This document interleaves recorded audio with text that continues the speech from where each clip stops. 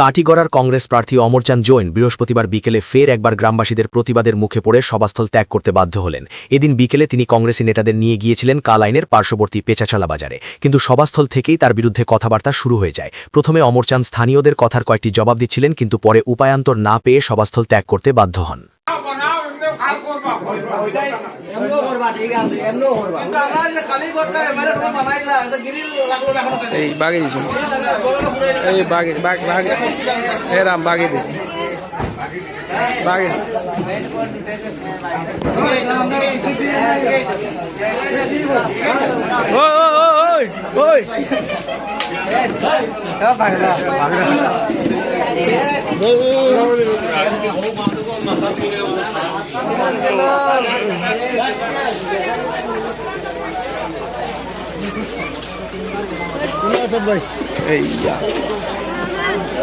live Telegram live করো live